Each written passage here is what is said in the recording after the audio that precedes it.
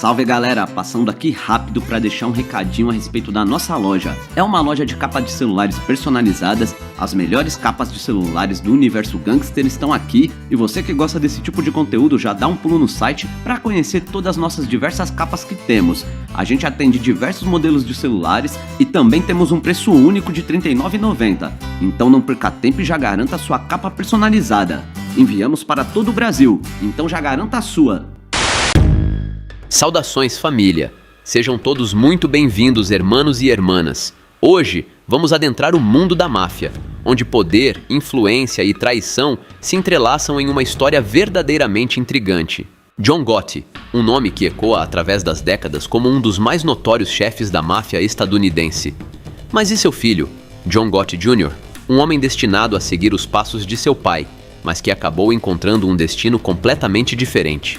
Nesta jornada, exploraremos a incrível e por vezes chocante queda do filho do lendário John Gotti.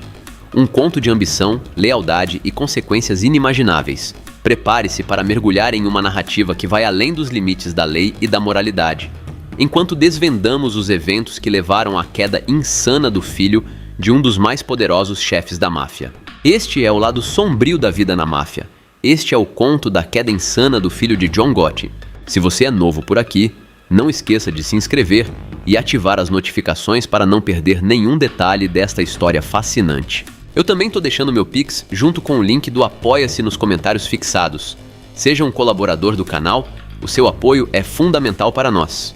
Agora, sem mais delongas, bora pro vídeo!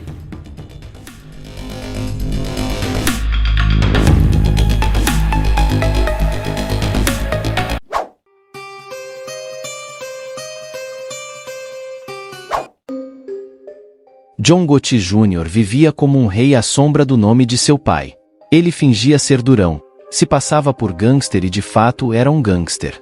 Mas, na vida real, a máfia é como uma faca no pescoço. Você nunca sabe quando tudo vai desmoronar. Na infância, John Gotti Jr. recordava com carinho das visitas ao seu pai, o infame chefe da máfia John Gotti, na penitenciária de Lewisburg. Na época, ele tinha apenas 7 anos, com os olhos cheios de curiosidade, sem entender a gravidade dos atos do pai. Em sua mente inocente, ele pensava que a prisão era apenas um canteiro de obras e que seu pai e os amigos estavam ali trabalhando na construção. Mas, à medida que crescia, John Jr. começou a entender a verdade sobre a prisão do pai. Ele soube dos roubos, dos negócios ilegais e da constante dança com a lei que definia a vida de sua família. Apesar do glamour do retorno do pai para casa em um Lincoln Mark IV novinho, a infância de John Jr. estava longe de ser perfeita. O envolvimento do pai com atividades mafiosas causava atritos entre os pais, deixando a mãe com o fardo de criar os filhos sozinha. No entanto, em meio ao caos, havia momentos de normalidade, jantares em família aos domingos e passeios queridos com o pai à loja de doces e ao hipódromo. A vida de John Jr. deu uma guinada dramática quando ele foi expulso da escola enquanto estava no ensino médio. Diante da pressão dos pais por disciplina e por uma chance de um futuro respeitável, ele se viu matriculado na Academia Militar de Nova York. A Academia Militar de Nova York estava a mundos de distância das ruas do Queens, com suas regras rígidas e ênfase na disciplina acadêmica e militar. Mas, em meio aos desafios acadêmicos e problemas disciplinares, John Jr. encontrou consolo no boxe e acabou se tornando o capitão do time de boxe da escola. Mas a tragédia atingiu a família quando seu irmão mais novo, Frank, morreu em um acidente. A perda mergulhou a família em luto. O impacto foi devastador para John Jr., levando a uma queda em seu desempenho acadêmico e uma espiral de problemas.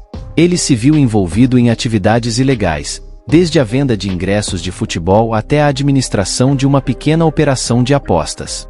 Mas foi uma briga violenta em um bar que mudaria sua vida para sempre. No caos do Silver Fox, em Howard Beach, um homem chamado Daniel Silva perdeu a vida e John Gotti Jr. se viu na mira da lei. Seu pai, temendo as consequências, o expulsou de casa e pagou para protegê-lo das repercussões legais. John Gotti Jr. buscou refúgio na Flórida, cuidando de suas feridas e refletindo sobre o caminho que sua vida havia tomado. Ele tentou reconstruir sua vida, fundando eventualmente sua própria empresa de transporte com a ajuda do pai e da família Gambino, em 1994. A recusa da Suprema Corte em considerar o apelo de John Gotti marcou um ponto de virada para a família mafiosa Gambino. Sinalizou a inevitável queda de seu chefe, John Gotti pai, conhecido como o Dom de Teflon. Mas, mesmo com seu destino pendente, Gotti pai tinha grandes planos para manter o poder da família dentro da Cosa Nostra. Central em seus esquemas estava seu filho mais velho, John Angelo Gotti, carinhosamente chamado de Júnior. Desde jovem, Júnior foi preparado para seguir os passos do pai, aprendendo as regras de comportamento e protocolo da máfia através de instruções sussurradas. Apesar do desempenho acadêmico mediano, Júnior prosperou como empresário em seus primeiros 20 anos, aproveitando as conexões familiares nos setores de transporte e imobiliário. Com apenas 24 anos, Júnior foi iniciado na família Gambino, recebendo uma dispensa do requisito de ambos os pais serem de ascendência italiana. 2 anos depois, seu pai orgulhosamente o promoveu ao posto de capo, tornando-o o mais jovem da história da família Gambino. Quando seu pai enfrentou a prisão, Júnior assumiu um papel crucial, atuando como seu principal aliado e emissário dentro da família. Deputado como chefe interino antes da sentença de seu pai, Júnior navegou pelas traiçoeiras águas da política da máfia com um painel de conselheiros de confiança. Apesar da rigorosa vigilância, Júnior mantinha comunicações codificadas com seu pai durante as visitas à prisão. Discutindo assuntos familiares de forma discreta, ele evitava os conhecidos pontos de encontro da máfia, preferindo conversas na igreja com associados de confiança. No entanto, a liderança de Júnior enfrentou resistência e ceticismo dentro da família. Sua rápida ascensão ao poder e a percepção de falta de habilidades de liderança geraram ressentimento entre os capos da velha guarda. Informantes e relatórios do FBI criticavam sua arrogância e falta de aptidão, rotulando-o como motivo de riso dentro da máfia. A liderança de Júnior foi ainda mais desafiada por disputas internas e uma perda de respeito de outras famílias mafiosas. A família criminosa genovese se recusou a negociar com ele, deixando os Gambino em desvantagem nas reuniões de paz. Tentando remodelar sua imagem pública, Júnior passou mais tempo com sua família e perseguiu interesses acadêmicos. No entanto, seus esforços para se estabelecer como um líder capaz falharam, pois sua liderança foi considerada prejudicial aos interesses da família. Em 1998, o reinado de Júnior chegou a um fim abrupto com sua acusação por acusações de rico. Acusado de suceder seu pai e participar de várias atividades mafiosas, ele enfrentou a perspectiva de uma longa sentença de prisão. Diante de provas esmagadoras, Júnior optou por um acordo, admitindo as acusações de agiotagem, jogo ilegal, extorsão e evasão fiscal, apesar dos aforismos de seu pai sobre assumir a responsabilidade. A queda de Júnior foi um golpe para a outrora poderosa família Gambino. As transcrições de conversas gravadas entre Gotti pai e seus parentes destacaram ainda mais os erros de Júnior e a decepção de seu pai. Gotti pai lamentou o mau julgamento de seu filho e criticou sua gestão dos assuntos familiares, questionando suas decisões e associações. No inverno de 1998, a vida de John Gotti Jr. deu uma guinada brusca. Preso junto com vários outros, ele enfrentou acusações sérias, incluindo agiotagem, extorsão, fraude hipotecária e envolvimento em um esquema de cartões telefônicos. Após sua prisão, Gotti Jr. foi levado para um arsenal próximo para processamento. De lá, ele foi transferido para Valhalla, uma prisão do condado em Westchester. Alojado em uma cela individual no centro de processamento do 4º andar, ele encontrou condições frias e duras. Apesar dos esforços para manter a prisão limpa, casos de suicídio de presos destacavam os desafios. No entanto, Gotti Jr. não era alguém que se deixasse derrotar facilmente. Apesar do acesso limitado a materiais legais, ele passava horas todos os dias na biblioteca jurídica, utilizando seu conhecimento de assistente jurídico e a ajuda de outro preso que, por coincidência, era advogado. As comunicações com o mundo exterior eram restritas, mas John Jr. persistiu. Cartas foram escritas e visitas recebidas, incluindo uma crucial de seu tio Pat. Durante a visita, Gotti Jr. fez um apelo para abandonar a vida criminosa. No entanto, sua jornada em Valhalla tomou um rumo mais sombrio quando lhe foi negada a fiança na primeira aparição no tribunal. Subsequentemente, ele foi enviado para a solitária, trancado por 24 horas por dia sem explicação. Durante esse período, Gotti Jr. enfrentou acusações de conspiração para acabar com um co-réu, Michael Sérgio. Apesar das alegações da promotoria, o juiz não acreditou nas acusações. Os procedimentos do julgamento foram repletos de atrasos. Apesar de sua prontidão, o pedido de adiamento do governo prolongou ainda mais o processo. As tentativas de Gotti Jr. de garantir a fiança foram repetidamente frustradas por manobras legais. A vida na prisão forçou Gotti Jr. a se adaptar. Pacotes de cuidados enviados do mundo exterior proporcionavam algum conforto criativo. A culinária caseira real se tornou uma forma de suplementar a comida escassa da prisão. Porém, complicações legais continuaram a assombrar Gotti Jr. A promotoria alegou seu envolvimento em um assalto em 1996 envolvendo um contrabandista de pó, mas ele negou veementemente a alegação, citando seu estilo de vida afluente na época. Apesar dos esforços para mudar a narrativa, o contrabandista envolvido no assalto acabou aceitando um acordo. Gotti Jr. escapou dessa acusação. Após uma longa batalha legal, John Gotti Jr. se viu em uma encruzilhada. Ele tomou a difícil decisão de se declarar culpado de acusações não especificadas, o que levou a uma sentença de 77 meses de prisão. Além disso, ele enfrentou significativas obrigações de restituição e julgamentos de confisco. Inicialmente destinado à prisão de Otisville, a designação de Gotti Jr. foi alterada para Haybrook devido a preocupações sobre suas conexões em Otisville. Essa mudança significava que familiares e advogados enfrentariam uma viagem de 12 horas para visitas, pois Haybrook estava localizada a 80 milhas da fronteira canadense. Em um pedido de última hora através de seu advogado-geral de Chargel, Gotti Jr. solicitou ser sentenciado à prisão de Marion ou Springfield para estar com seu pai moribundo. No entanto, esse pedido foi negado, acrescentando uma camada adicional de tensão emocional à sua situação. Em 18 de outubro de 1999, o dia da partida para a prisão, Gotti Jr. se despediu da família e apertou a mão de seus advogados. Isso marcou o início de sua jornada para a prisão de Haybrook, onde começaria a cumprir sua sentença. Quando os portões da prisão se fecharam atrás dele naquele fatídico dia de outubro de 1999, John Gotti Jr. iniciou um novo capítulo na prisão de Haybrook. Foi recebido por rostos familiares, como Lou Facciola, carinhosamente conhecido como Capitão Lou, e outros de seu antigo bairro. Gotti Jr. foi presenteado com itens tradicionais para novatos da máfia, como tênis, roupas de moletom, roupas íntimas e comida. Lou Facciola ocupava um lugar especial no coração de Gotti Jr.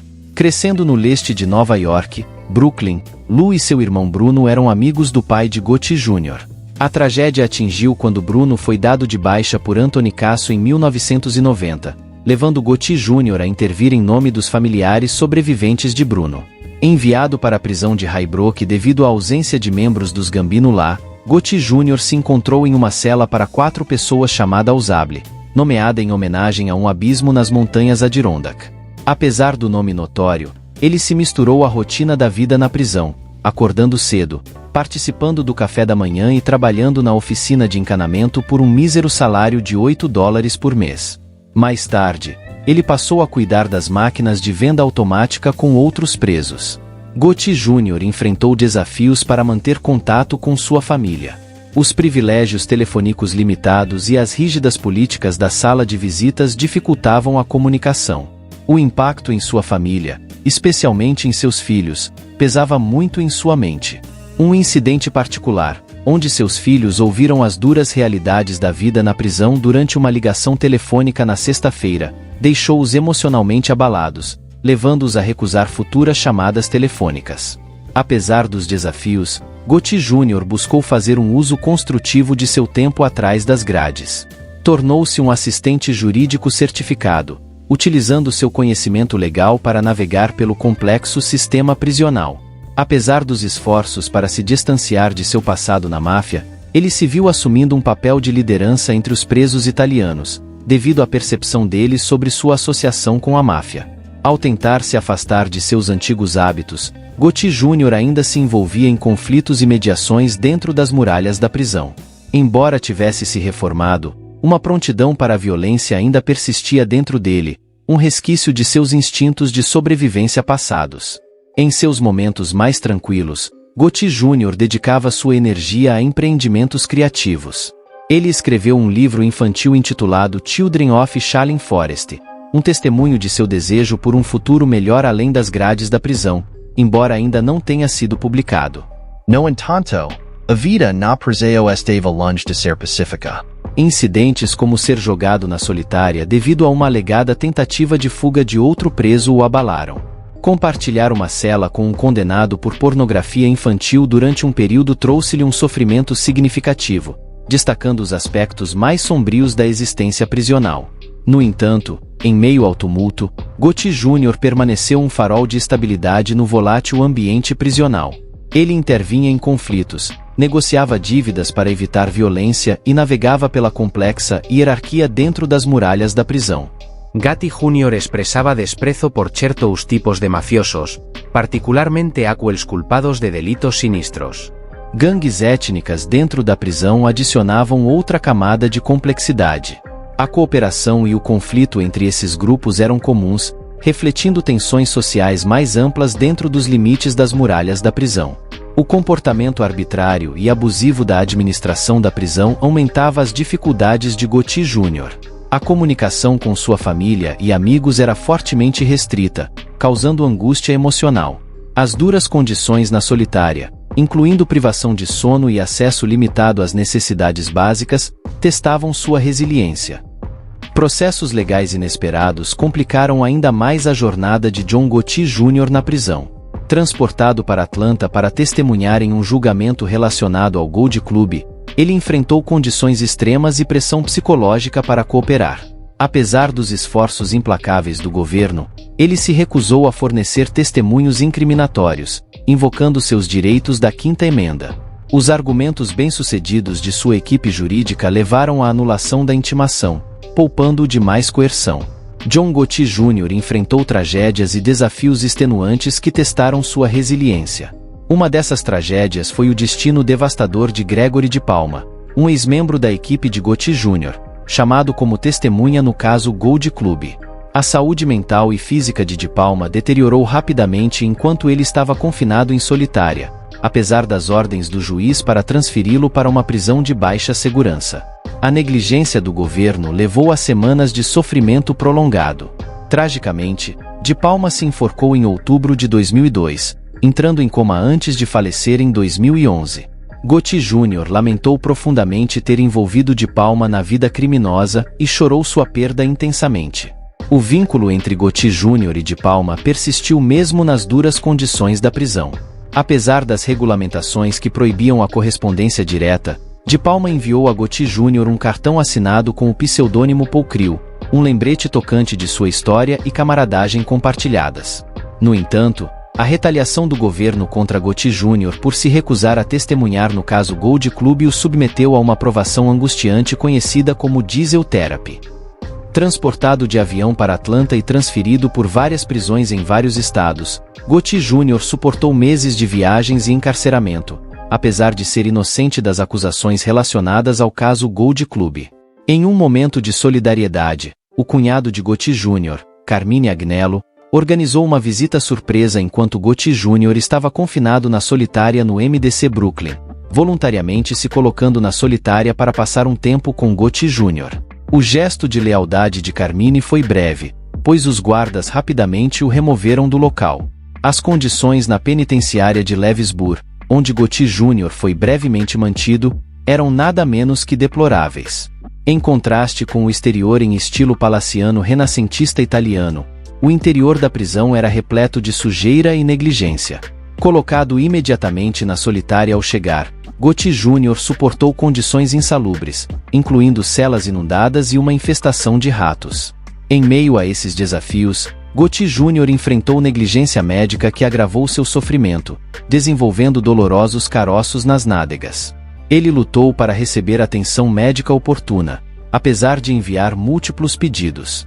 Levou semanas até que ele fosse finalmente levado ao Hospital Saranac Lake, onde um médico diagnosticou uma infecção por estafilococos e prescreveu tratamento. Os procedimentos de segurança atrasaram ainda mais seu retorno, prolongando sua agonia e frustração. Para John Gotti Jr., a vida na prisão tomou um rumo ainda mais angustiante quando ele foi abruptamente transferido para a solitária, conhecida como The Hole. Despido de sua rotina na prisão de Highbrook, ele foi lançado na isolação sem explicação. Jogado na solitária, Gotti Jr. enfrentou um pesadelo insano, algemado e confinado em condições desumanas, lutando para manter sua sanidade e dignidade diante das adversidades avassaladoras. Enquadrado e revistado, ele se recusou a cooperar até que a identidade da terceira parte não identificada fosse revelada.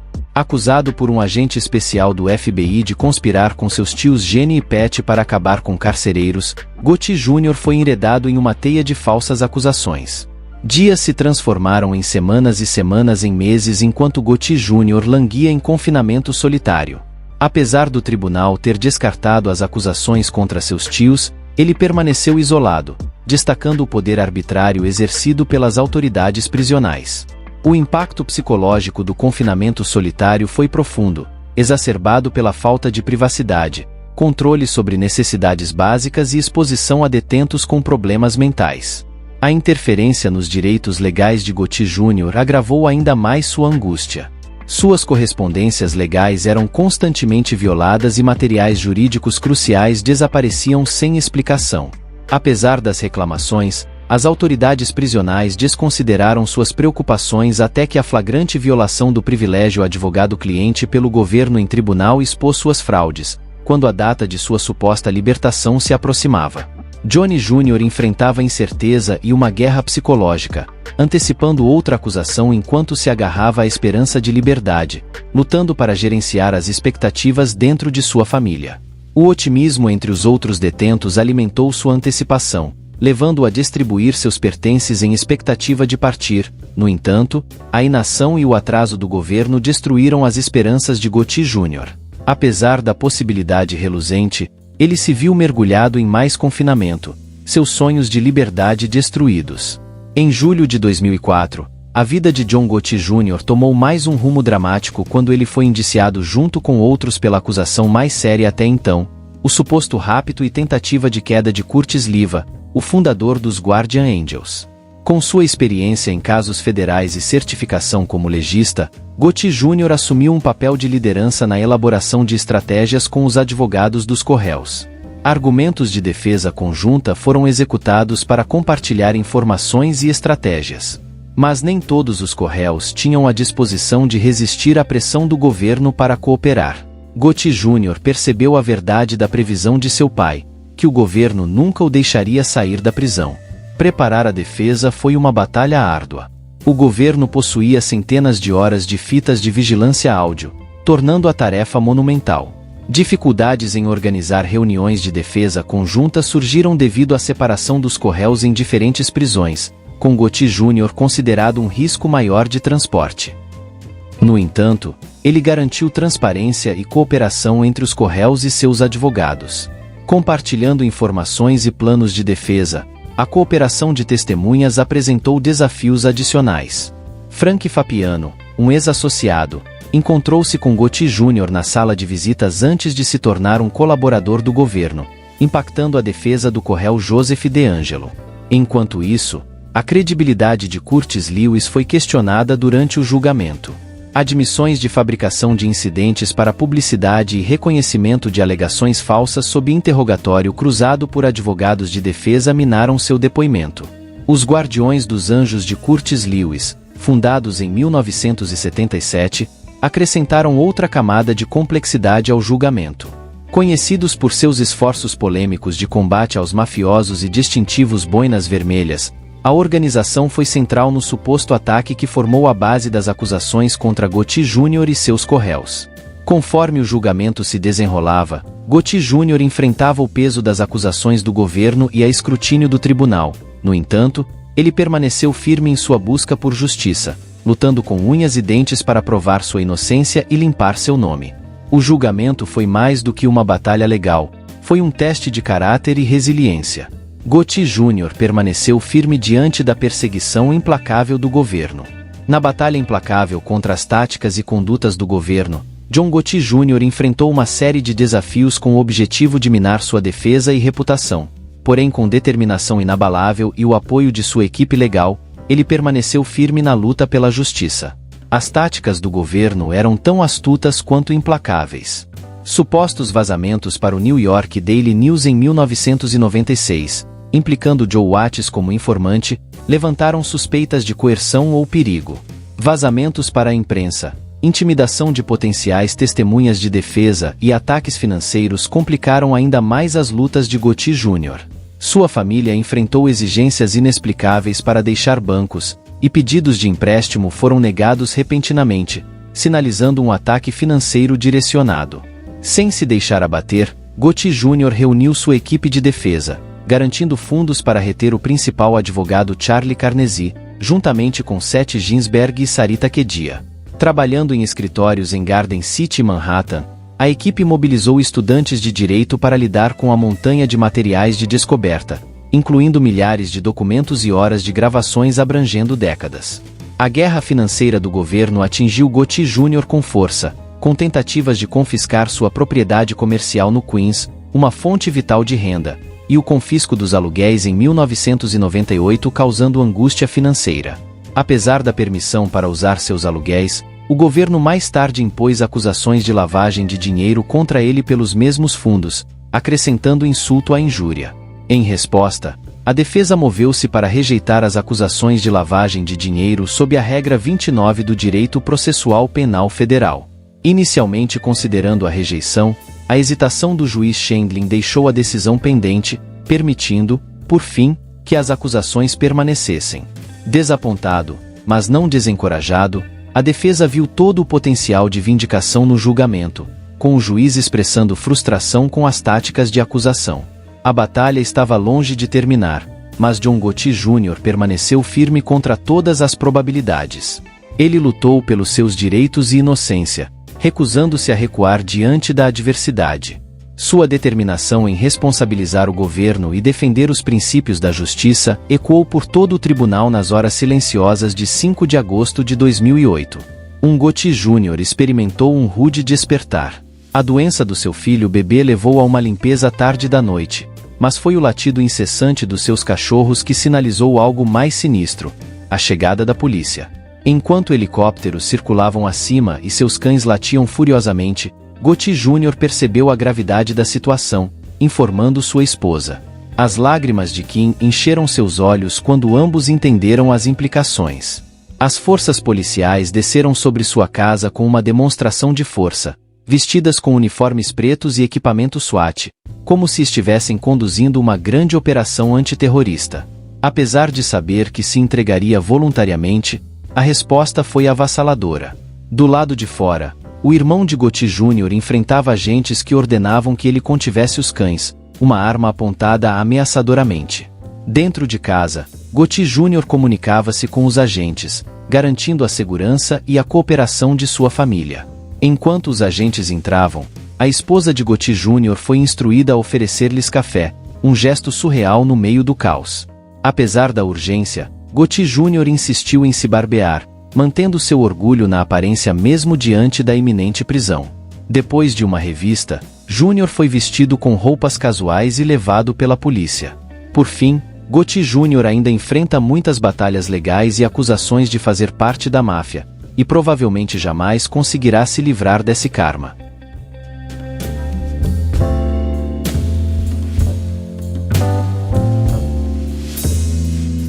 Por acaso vocês já ouviram falar sobre a recente queda de um dos homens mais poderosos e temidos do submundo do México?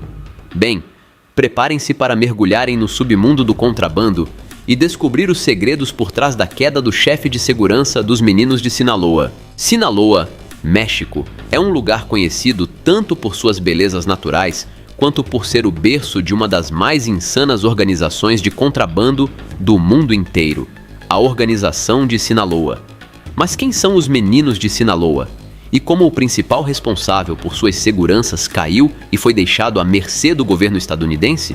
Hoje vamos desvendar a história de um dos principais geradores de grana dessa organização. Por algum tempo, o chefe de segurança esteve nas sombras, garantindo que nada nem ninguém pudesse se aproximar da liderança máxima dos meninos de Sinaloa. Mas como um homem tão poderoso caiu? Quais foram os erros fatais que levaram à sua captura? E o que isso significa para o futuro da organização? Nesse vídeo, vou explorar os bastidores dessa queda, analisando cada detalhe dessa operação no mínimo estranha. Vamos revelar informações exclusivas sobre a possível estratégia da organização de Sinaloa e como as autoridades conseguiram finalmente capturar um dos capos mais procurados do mundo. Se você gosta de histórias reais cheias de ação e intriga, não esqueça de curtir, se inscrever no canal e ativar o sininho para não perder nenhum detalhe dessa história fascinante. Eu tô deixando meu Pix junto com o link do Apoia-se nos comentários fixados. Considerem se tornarem apoiadores, isso é fundamental para que possamos desenvolver o canal cada vez mais. Agora, prepare-se para uma jornada cheia de suspense, mistério e revelações surpreendentes. Aperte os cintos e venha conosco descobrir como a justiça finalmente alcançou o chefe de segurança dos meninos de Sinaloa.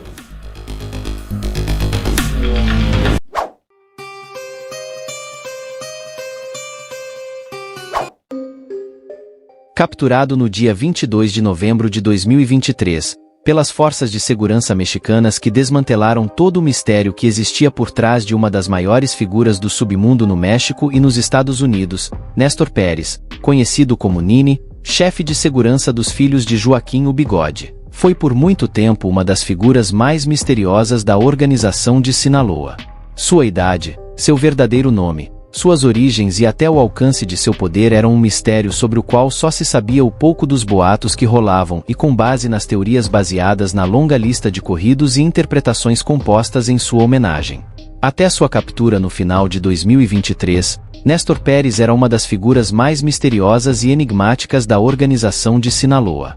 De fato, ainda em novembro de 2023, os meios de notícias mexicanos diziam que Nini poderia ser um jovem de cerca de 28 anos de idade. Presumivelmente nascido em Água Caliente de Garate, a 250 quilômetros de Culiacán, Sinaloa, em 22 de novembro.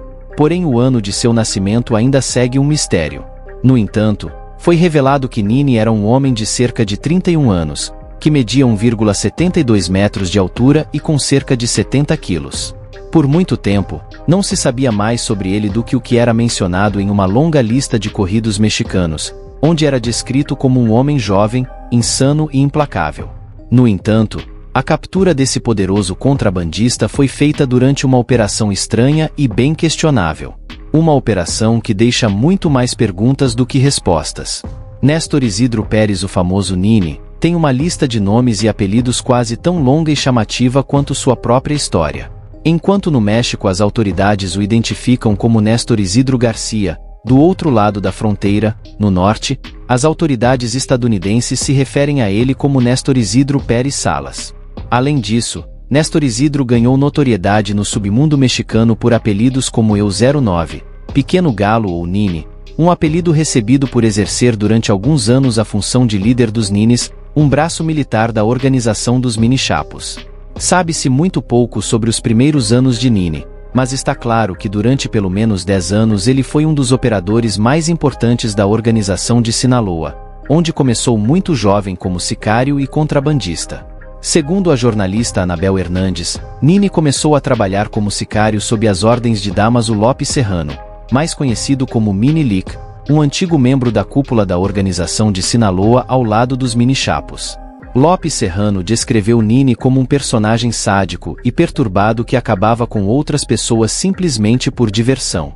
Lopes Serrano relatou que durante seus primeiros anos, numa tentativa de demonstrar seu valor como sicário, Nini costumava circular nas madrugadas pelas ruas de Culiacán e dar de baixa aleatoriamente em trabalhadores ou esportistas que transitavam em vias públicas, isso quando não passava de um adolescente ainda. Dámaso Lopes, o Mini Lick, antigo sócio e que se tornou rival dos Mini-Chapos, e atualmente é testemunha protegida nos Estados Unidos, onde reside, revelou detalhes surpreendentes. Após cumprir 5 anos de condenação, ele admitiu ter se recusado a contratar Nini, a quem afirmou odiar. Serrano acrescentou que, em vez disso, Nini foi contratado por Oscar Noé Medina Gonzalez, conhecido como El Pano, um dos principais operadores de Ivan Archivaldo, líder dos Mini-Chapos. Lá, Nini se destacou como um sicário altamente eficiente e voraz, pronto para acabar com qualquer pessoa a qualquer hora sem fazer perguntas, embora demonstrasse um temperamento instável e desequilibrado que rapidamente causou problemas com seu primeiro chefe. Então, Ivan o levou para seu grupo porque via que ele tinha muitos conflitos, que se exaltava muito e queria sair acabando com geral, porém não podia, explicou Lopes Serrano. O poder não foi a única coisa que Nini acumulou ao longo dos anos. Apesar de não ter nenhuma ordem de captura no México, o contrabandista e ex-chefe de sicários dos mini-chapos foi um dos homens mais procurados pela DEA e pelo governo dos Estados Unidos. Pouco antes de sua captura, o governo dos Estados Unidos oferecia uma recompensa de $3 milhões por qualquer informação que levasse à captura do cérebro por trás de uma das maiores redes de contrabando do submundo. Uma rede que anualmente introduz grandes quantidades de um opioide sintético que, segundo várias estatísticas, acaba com cerca de 300 pessoas diariamente nos Estados Unidos, o já conhecido fentanil. Com o passar do tempo, Ivan Archivaldo, o grande chefe, tomou Nini sob sua proteção, inicialmente dando-lhe um exército de cerca de 30 homens muito bem equipados e 50 veículos blindados. Esse exército só cresceu, tornando-se uma grande força em potencial para as autoridades, o exército, o povo mexicano, para os Estados Unidos e até para vários dos contrabandistas muito poderosos do México. Por essas e outras razões, Nini se tornou, paradoxalmente, não apenas um dos contrabandistas mais procurados do mundo, mas também um dos mais famosos.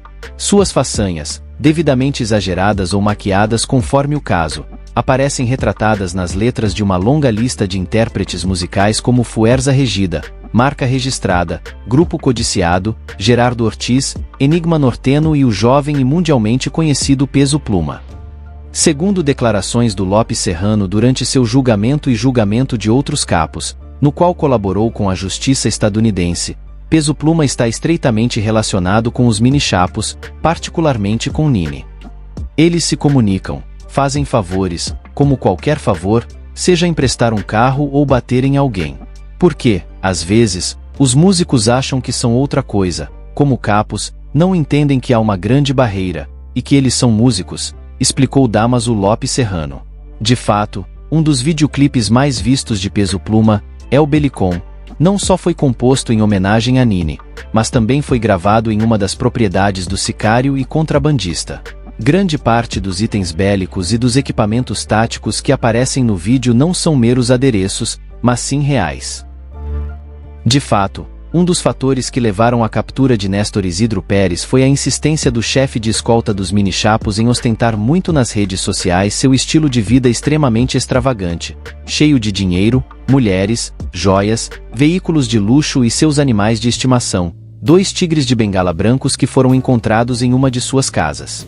Outra coisa que ele costumava exibir nas redes sociais era uma de suas pistolas, especificamente uma Colt MK-15 coberta com incrustações de ouro e decorada com o nome El Rayo, e um símbolo em forma de raio.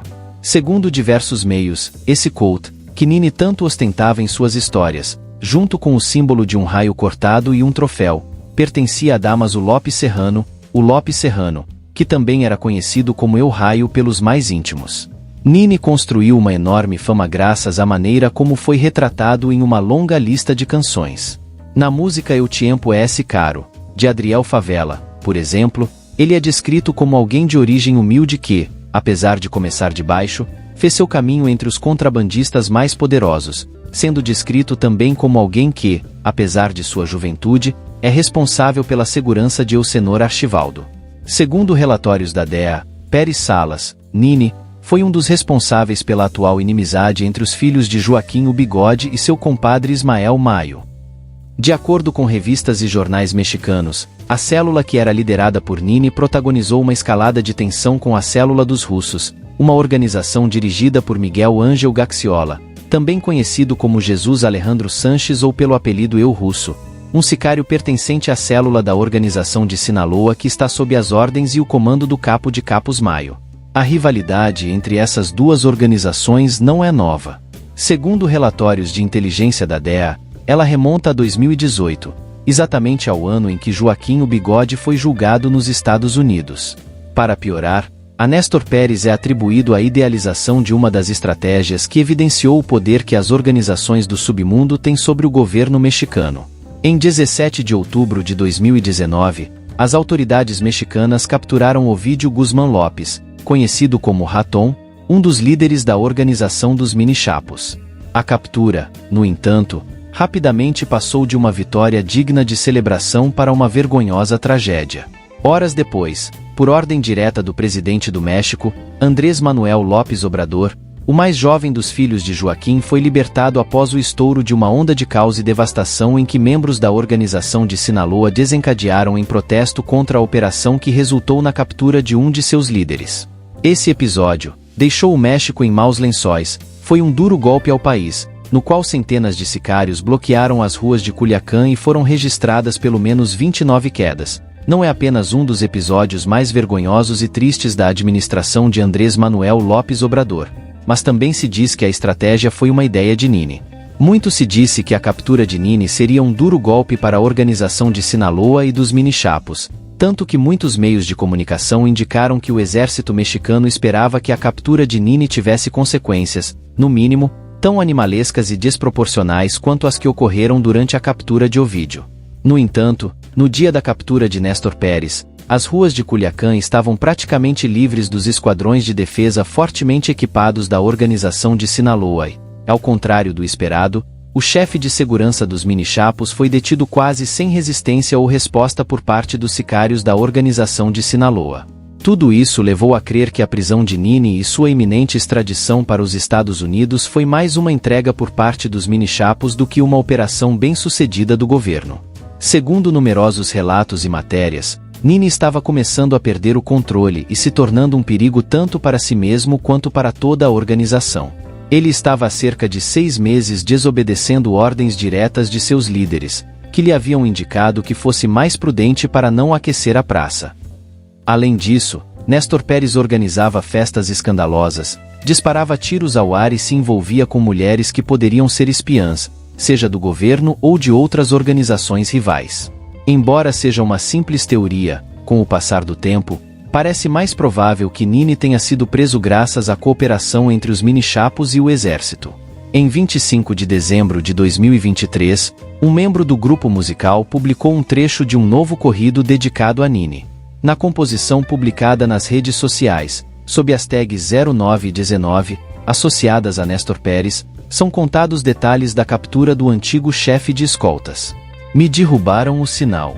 Não consegui me comunicar nem pelo rádio nem pelo celular, porque tomaram todas as precauções para não falhar no objetivo nacional.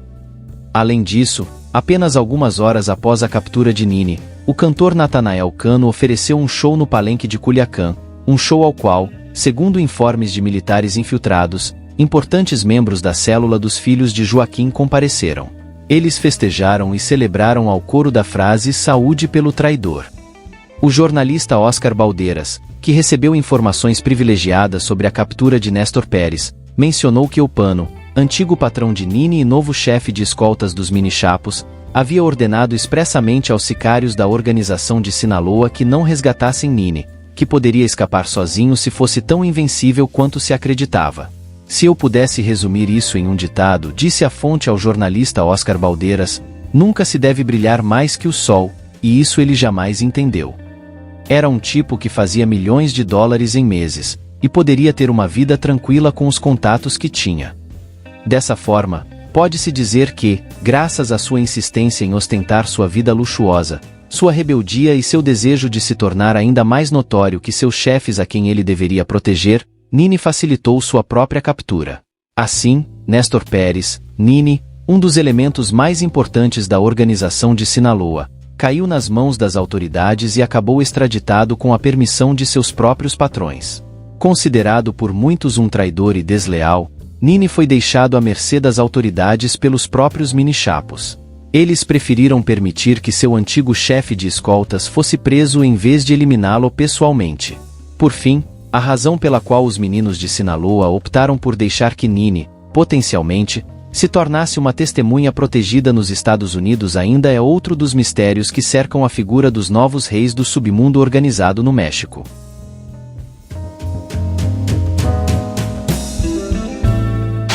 Hoje, embarcaremos em uma jornada fascinante pelo submundo mafioso dos anos 70, com um personagem que se tornou uma lenda urbana, Nick Barnes, o Intocável. Conhecido como o Senhor do Submundo do Harlem, Barnes construiu um império de contrabando multimilionário que desafiou as autoridades e a moral da época. Sua história é uma montanha-russa de luxo, poder e, é claro, loucuras. Mas o que realmente tornou Nick Barnes tão único? Por que ele foi considerado intocável por tanto tempo? E como ele finalmente encontrou seu destino nas mãos da justiça? Ao longo deste vídeo, vamos explorar os altos e baixos da vida de Barnes, desde sua ascensão meteórica até sua queda espetacular. Prepare-se para descobrir os segredos por trás do mito de Nick Barnes e para entender o impacto duradouro que ele teve na cultura urbana e na história do submundo nos Estados Unidos. Deixe seu like e, se você é novo por aqui, se inscreva no canal e ative o sino para ficar por dentro de todas as novidades do canal. Eu também tô deixando meu Pix junto com o link do Apoia-se nos comentários fixados. Considerem ser um dos nossos investigadores. O apoio de vocês é de suma importância para o canal, então não saia daí. Você não vai querer perder nenhum detalhe desta história incrível. Aperte os cintos, porque vamos mergulhar fundo na vida e no legado de Nick Barnes, o Intocável. Bora pro vídeo!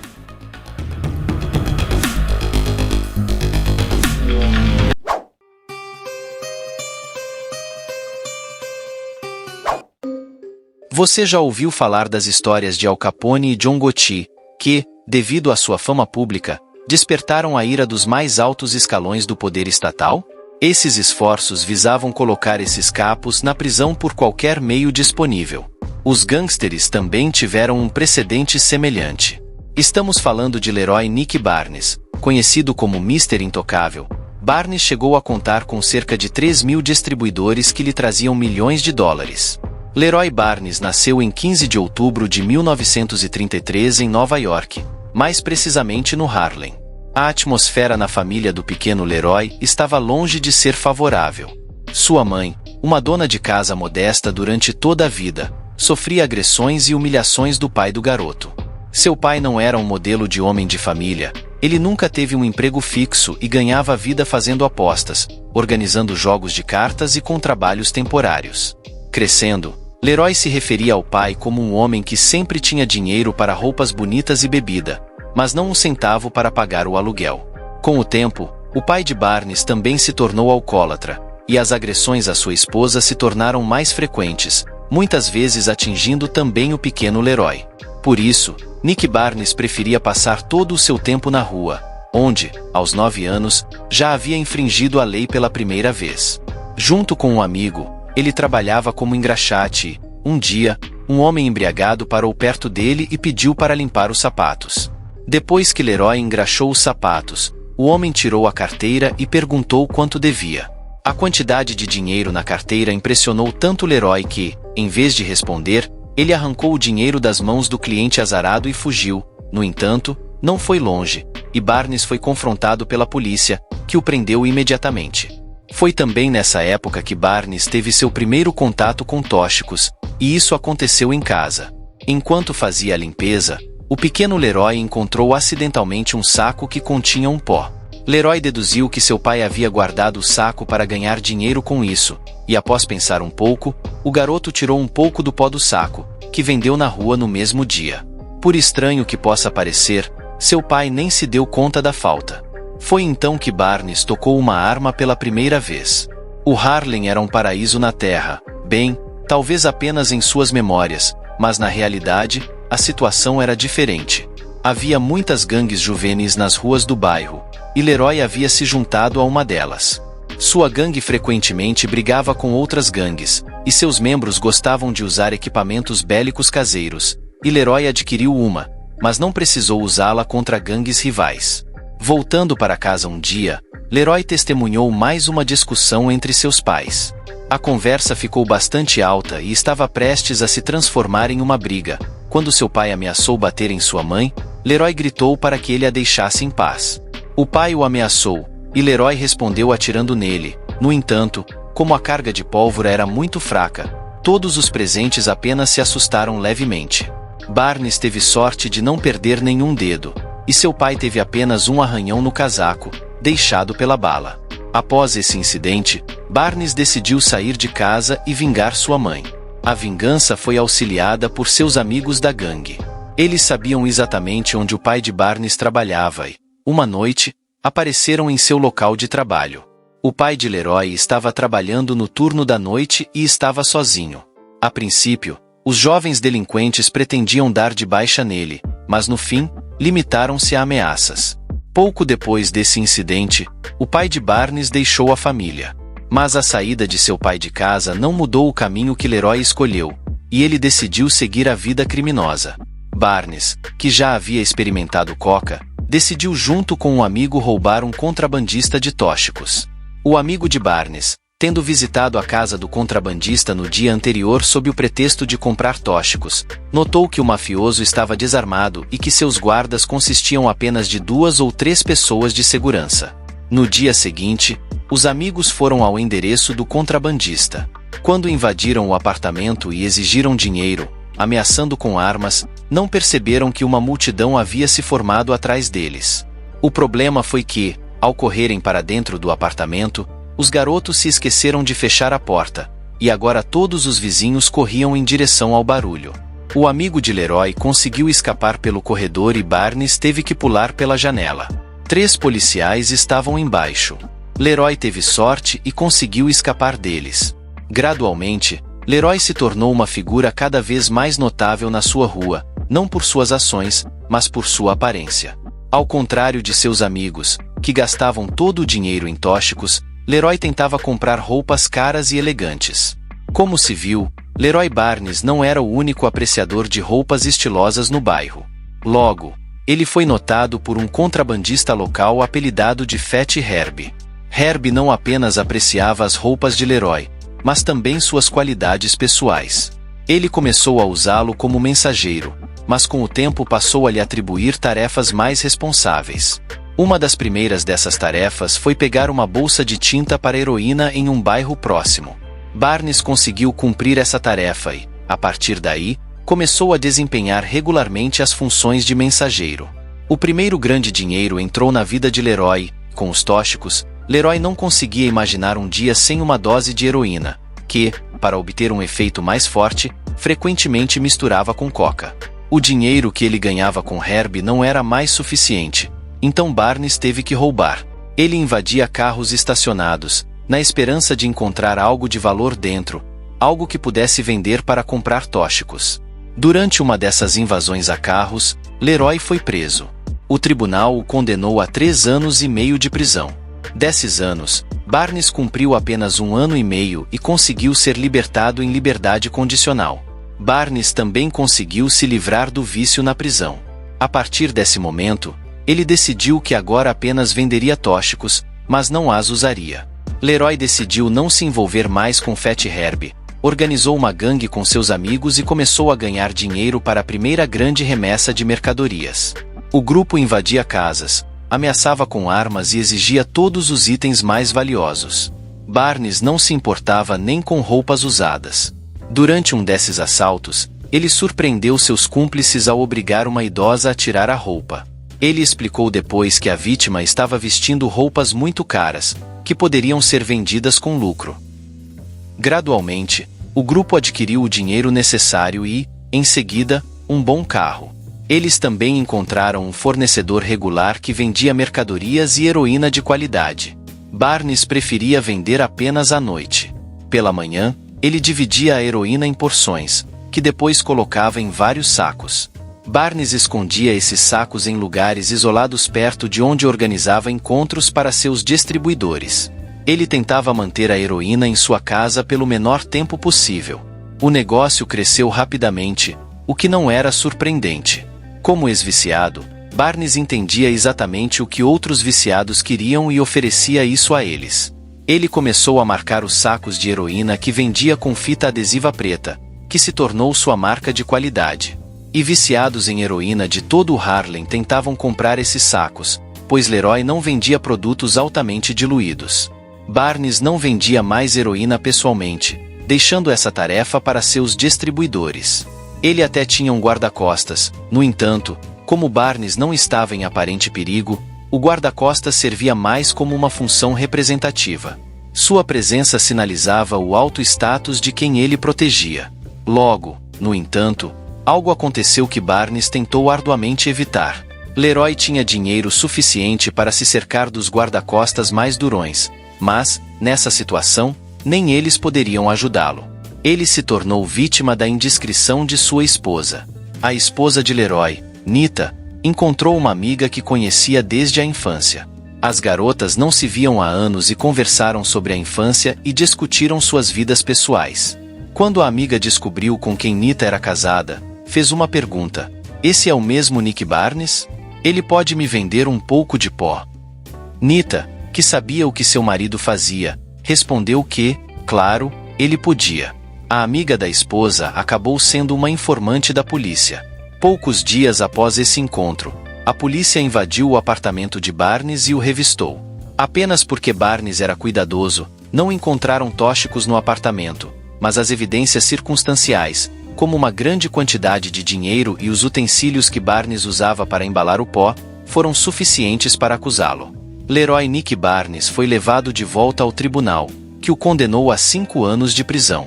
Barnes deveria cumprir sua sentença perto de casa, na Green Haven Correctional Facility. Ao mesmo tempo, Matthew Madonna, um mafioso da família Lucchese, estava cumprindo uma sentença de 20 anos, e seu encontro com Leroy mudou sua vida. O jovem Madonna, de 24 anos, não era um contrabandista qualquer. Ele estava envolvido no negócio de fornecimento e venda de heroína, usando uma rede chamada Frente Connection. A heroína chegava aos Estados Unidos de todo o mundo, e uma das maiores redes de contrabando era a Frente Connection. A rede começou na cidade francesa de Marsella após a guerra. Os mestres do crime eram os irmãos Guarini, em 1947. Os irmãos estavam envolvidos com os serviços de inteligência americanos. Além disso, os serviços secretos precisavam da ajuda deles. O fato é que Marsella estava sendo afetada por greves que poderiam interromper a exportação de mercadorias americanas para a França. A greve foi organizada por comunistas locais que se opunham ao Plano Marshall, um programa de ajuda econômica aos países da Europa para evitar a interrupção dos embarques. A CIA estava disposta a fazer qualquer coisa, até mesmo se aliar a gangster locais. A CIA forneceu aos irmãos Guarini tudo o que precisavam para combater os grevistas, e eles rapidamente trouxeram ordem à cidade. Em 1950, a situação se repetiu.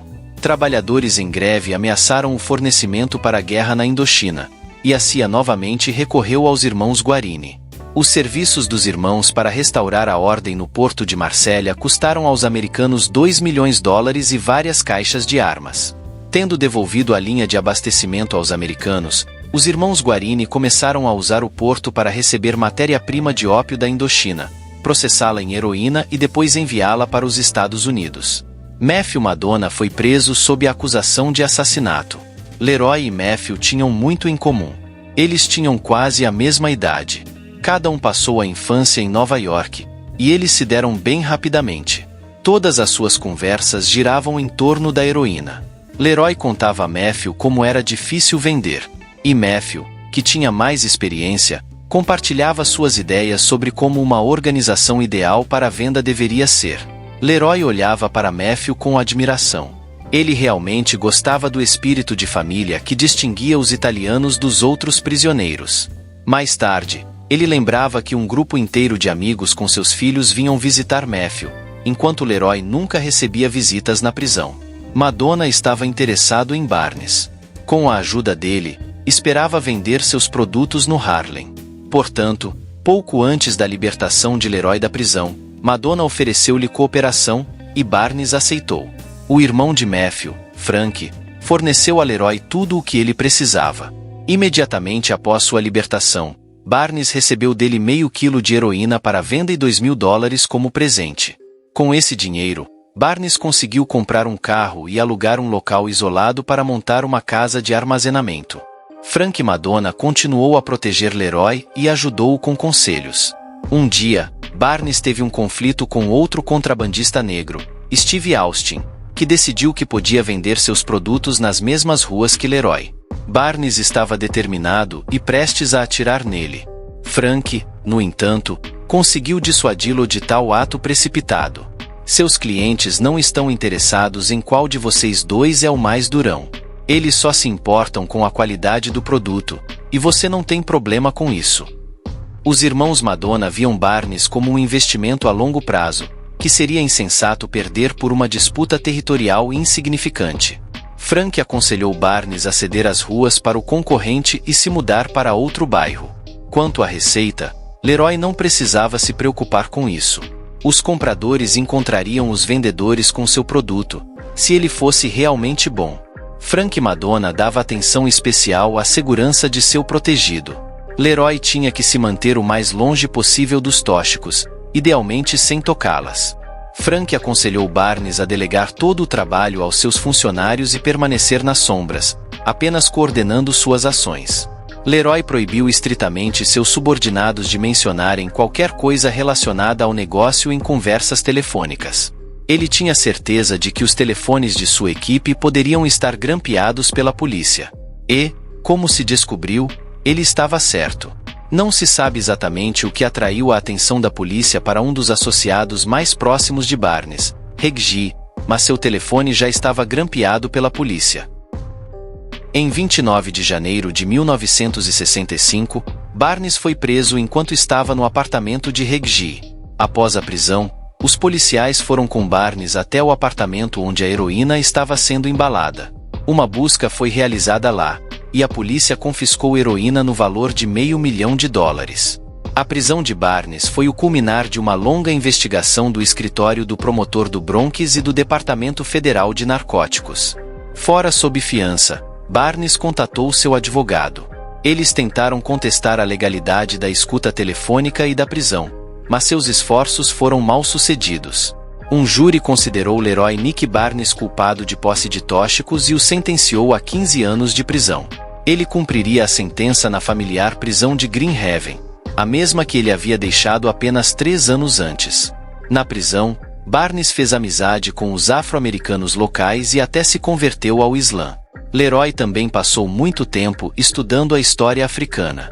O fato é que, naqueles anos, havia um conceito muito popular segundo o qual todo o patrimônio cultural mundial, incluindo o ocidental, originalmente apareceu na África e depois foi ocupado pelos brancos. Na verdade, Barnes se tornou um defensor de um movimento chamado Nação do Islã. Este é um movimento político e religioso de afro-americanos fundado na década de 1930. Leroy prometeu nunca mais abusar de substâncias e abandonou a carne de porco. Nesses meses, Leroy praticamente parou de se socializar com Matthew Madonna e seu grupo. Madonna, ainda cumprindo sua pena, era irônico sobre Leroy e seus novos hobbies. Vale notar que, embora sempre houvesse alguma tensão entre os italianos e os afro-americanos em Green Haven, isso nunca escalou para uma confrontação aberta. As partes preferiam simplesmente ignorar uma a outra. Mas havia um italiano na prisão que, por algum motivo, não podia se comunicar com outros italianos e, em vez disso, se aproximou dos prisioneiros negros e frequentemente os defendia diante do clã da máfia. Seu nome era Joe Gallo. Tenho um vídeo separado sobre ele e seus irmãos no meu canal. Eles são considerados os principais rebeldes da Cosa Nostra e uma das gangues mais duronas da história da máfia americana. Na prisão, Barnes e Gallo tornaram-se amigos, e havia rumores de que Joe estava até pensando em se tornar um fornecedor de heroína para Barnes. Mas tudo isso está no nível de boatos. Barnes mais tarde recordou as conversas com Joe. Na maioria das vezes, eles discutiam literatura. Joe adorava ler. Entre seus escritores favoritos estavam os existencialistas franceses Sartre e Camus. Foi com Joe que Leroy aprendeu sobre as obras do famoso Nicolau Maquiavel, que ele então frequentemente citava com prazer. Segundo uma versão, foi Joe Gallo quem conseguiu tirar Leroy da prisão mais cedo. Quando Gallo se viu em liberdade, ele envolveu imediatamente o caso de Barnes com seu próprio advogado, que rapidamente encontrou numerosas violações processuais. Segundo outra versão, a qual o próprio Barnes aderiu, foi diferente. Não houve menção de qualquer ajuda de Gallo. Em vez disso, Barnes conta que, enquanto folheava artigos de revistas de direito criminal na biblioteca da prisão, encontrou um artigo sobre o caso Katz versus Estados Unidos. Charles Katz era um bookmaker que estava sendo investigado pelo FBI. O FBI estava particularmente interessado em suas conversas telefônicas, que o cauteloso Katz realizava apenas de uma cabine telefônica perto de seu apartamento. O FBI instalou um dispositivo de escuta na cabine e teve acesso às suas conversas. Katz foi logo preso e acusado de um crime federal de transmissão de informações de apostas. Os advogados de Katz tentaram contestar a acusação, argumentando que os agentes não tinham um mandado que permitisse o uso dos dispositivos de escuta. Assim, as fitas das conversas em posse do FBI violavam a 4ª emenda da Constituição dos Estados Unidos. Essa emenda proíbe buscas e apreensões irregulares e exige que qualquer mandado de busca seja emitido pelo tribunal com base em uma causa provável. A princípio, os argumentos da defesa não impressionaram o juiz e Katz foi condenado. No entanto, os advogados de defesa conseguiram apelar da condenação e Katz foi libertado. O juiz decidiu que a cabine telefônica em que Katz estava durante as conversas era um território protegido constitucionalmente, onde Katz tinha direito à sua privacidade. Foi esse processo que o advogado de Barnes citou durante o novo julgamento. O juiz foi persuadido por esse argumento. Assim, Leroy Nick Barnes foi libertado mais uma vez, tendo cumprido menos de 4 anos de sua sentença de 15 anos na prisão. Após sair da prisão, Barnes começou a criar uma organização completamente nova. Há uma versão que diz que foram as conversas com Joe Gallo que o motivaram a fazer isso, mas novamente, tudo não passa de boatos. Barnes escolheu as famílias da máfia italiana como seus modelos. Nas ruas do Harlem, agora, não havia lugar para gangues dispersas que brigavam entre si. No lugar delas, surgiria uma enorme cooperação com suas próprias leis e regras rigorosas. Barnes sempre lembrava que havia sido um viciado em heroína. Ele acreditava que, por causa dessa experiência, sabia melhor do que ninguém que tipo de produto os clientes nas ruas queriam. Por isso, tentava recrutar ajudantes entre ex-viciados. A liderança da organização, chamada de Conselho, consistia de 7 pessoas: Barnes, Joseph Hayden, Wallace Rice, Thomas Foreman, Ismael Mohamed, Frank James e Guy Fisher. Metade dessa lista era composta por ex-viciados que encontraram forças para se reerguer. O conselho ainda comprava dos italianos. Os cúmplices de Madonna deixavam um carro com o porta-malas cheio de heroína em um estacionamento em Manhattan. Alguns dias depois, o pegavam com o porta-malas cheio de dinheiro. O porta-malas continha cerca de 100 quilos de heroína, que custavam a Barnes cerca de 2,5 milhões de dólares. No início, Barnes recebia os produtos a crédito, que deveria pagar em um mês. A heroína era então levada para um dos apartamentos alugados por Barnes, onde mulheres contratadas embalavam todo o produto em 141 mil porções.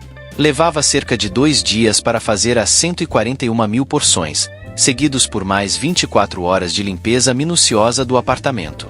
Barnes não poupava despesas. Cada uma das embaladoras, como recompensa pelo trabalho, recebia 15 mil dólares.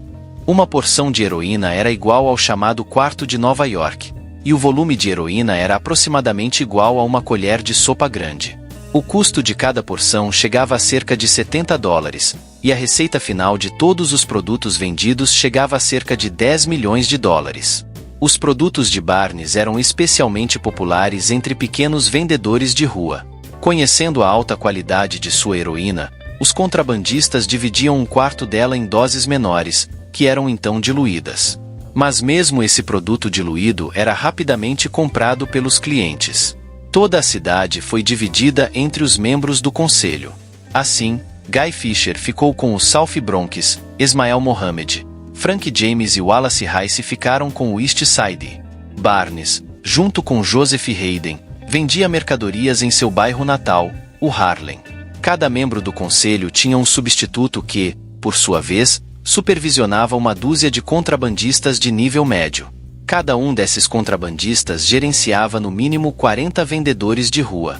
Se tentarmos contar aproximadamente todos os envolvidos no processo, o número chegaria a vários milhares de pessoas. O conselho estava obtendo lucros fantásticos. No verão de 1973, Barnes até estabeleceu um recorde após a venda de um lote de 200 quilos de heroína. O conselho recebeu um lucro de 20 milhões de dólares. Logo os negócios de Barnes superaram a cidade de Nova York. Seu produto era tão bom que contrabandistas de Baltimore, Filadélfia e Oakland vinham comprá-lo. E em 1976, ele poderia corretamente chamar seu conselho de uma empresa internacional, pois sua heroína estava sendo vendida até no Canadá.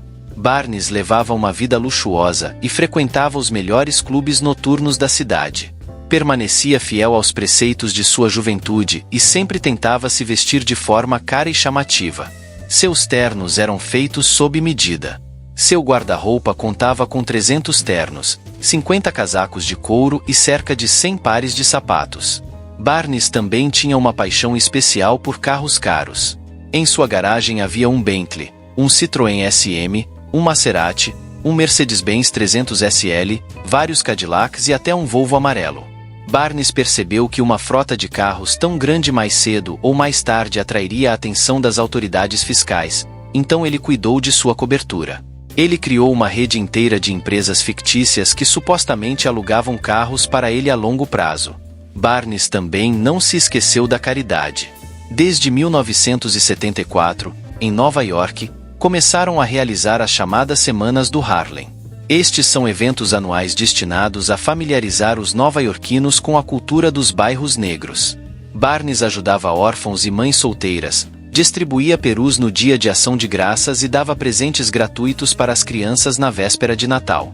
Que essa ostensiva prosperidade foi possibilitada ao transformar o Harlem em um gueto, ninguém se esforçou para lembrar.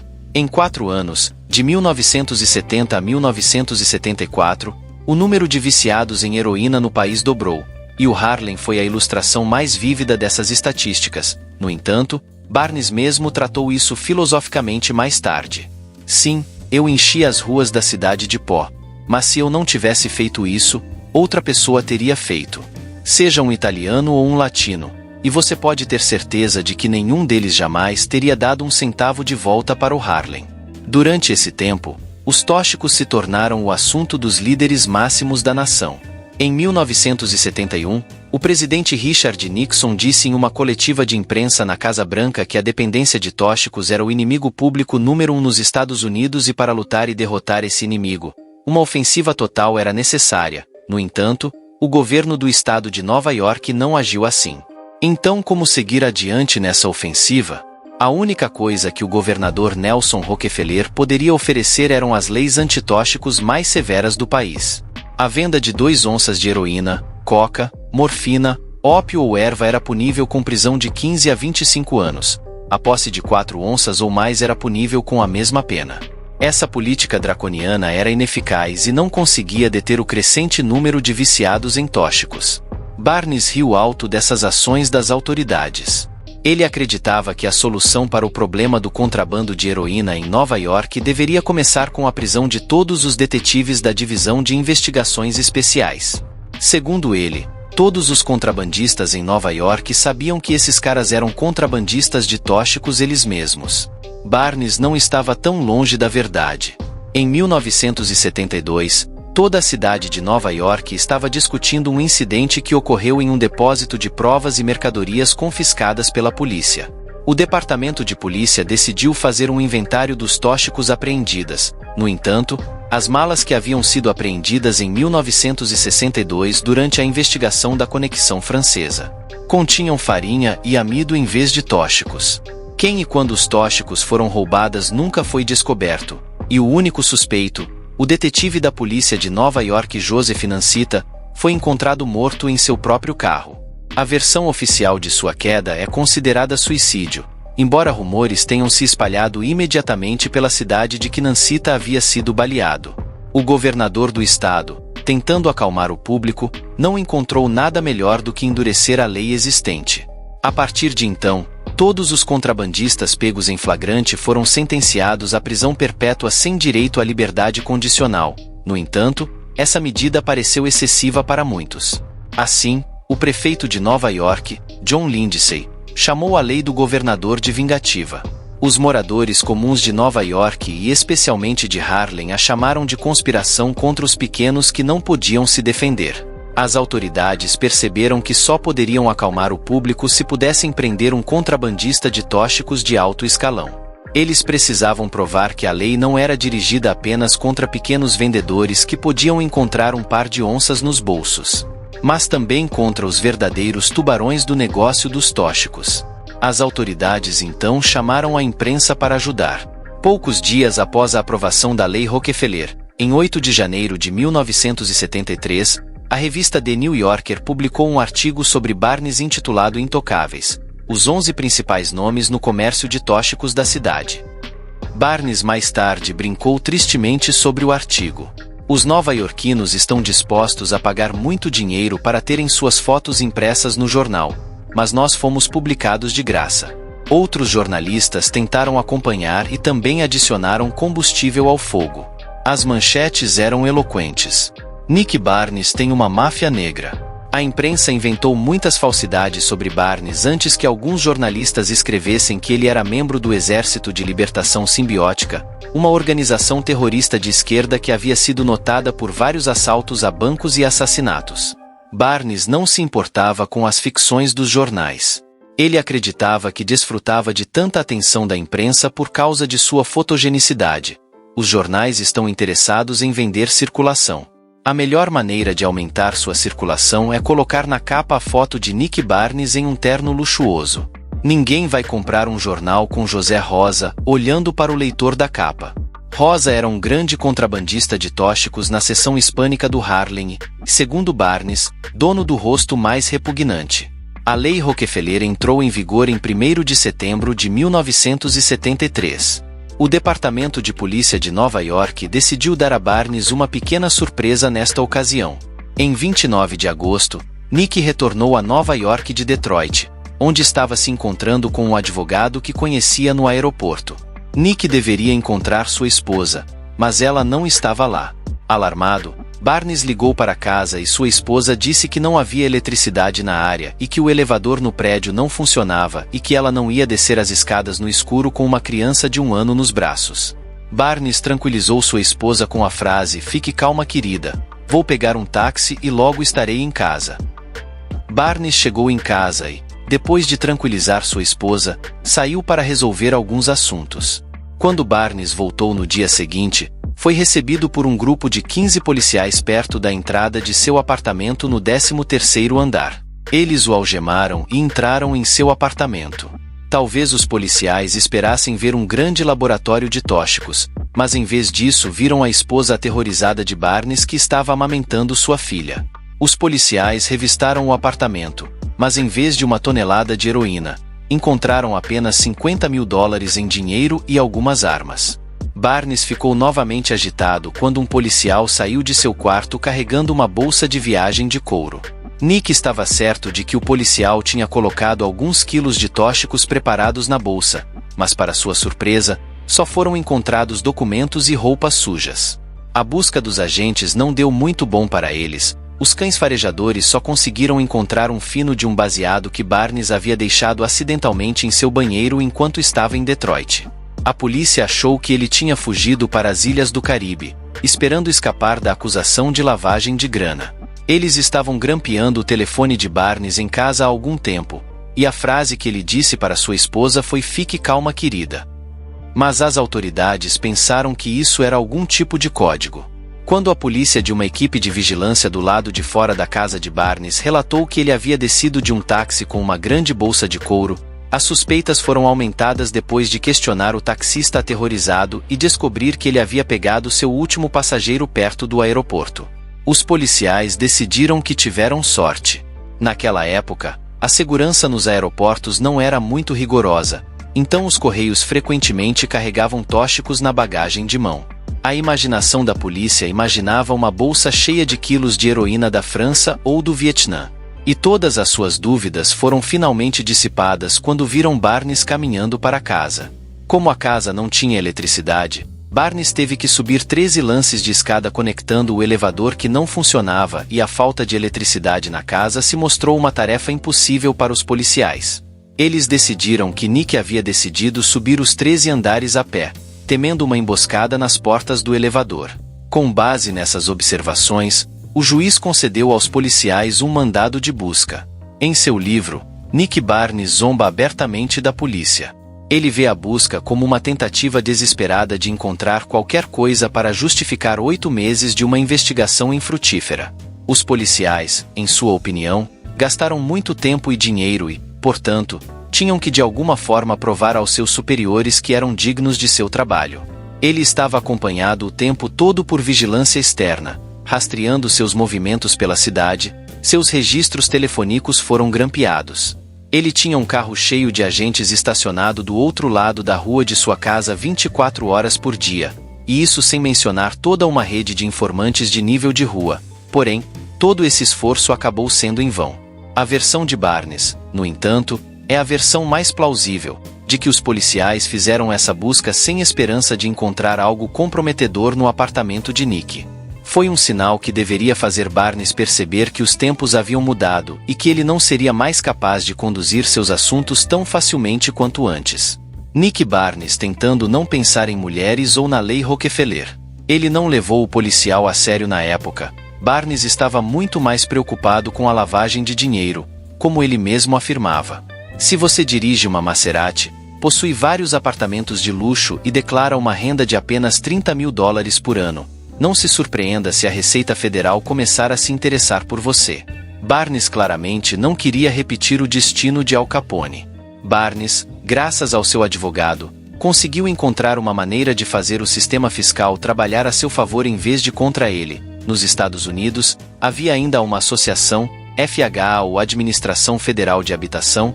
Essa organização foi fundada por Franklin Delano Roosevelt para garantir empréstimos hipotecários. Barnes, utilizando a FHA, conseguiu acessar hipotecas acessíveis para pessoas de baixa e média renda. Ele decidiu investir o dinheiro dos tóxicos em projetos da FHA, como a construção de complexos de apartamentos residenciais. Ele lavava milhões através dessa organização. Além disso, ele tinha direito a 50% de isenção fiscal durante a construção. Nick adorava fantasiar sobre onde poderia investir seu dinheiro assim que estivesse limpo.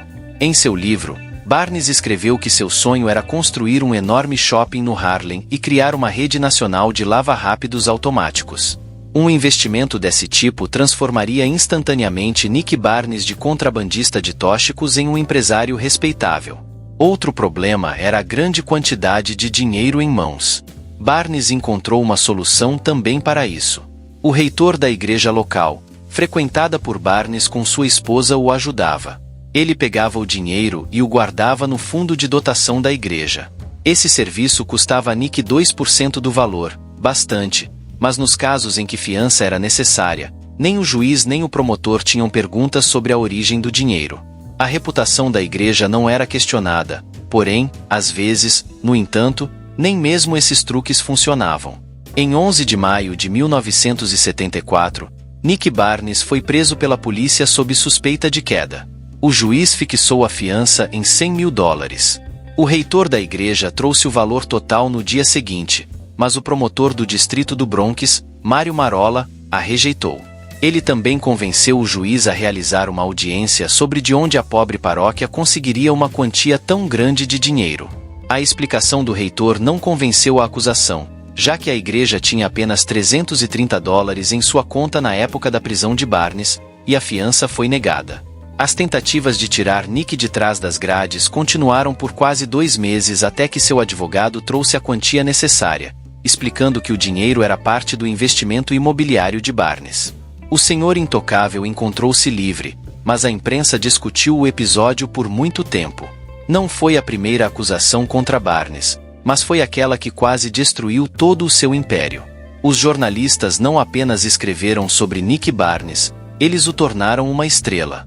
Todo leitor agora o reconhecia, e assim era muito arriscado retomar as reuniões pessoais com Madonna. Antecipando esse desenvolvimento, Barnes apresentou Matthew a Guy Fisher. No entanto, o relacionamento entre eles não começou bem. Segundo Madonna, Fisher não se mostrou de maneira adequada, e além disso, houve outro episódio desagradável para Fisher. Ele teve um conflito com 2 de seus pequenos contrabandistas. Ambos foram presos pela polícia e tiveram que entregar o dinheiro e o resto de sua mercadoria. Guy considerou isso um insulto e deu de baixa nos 2.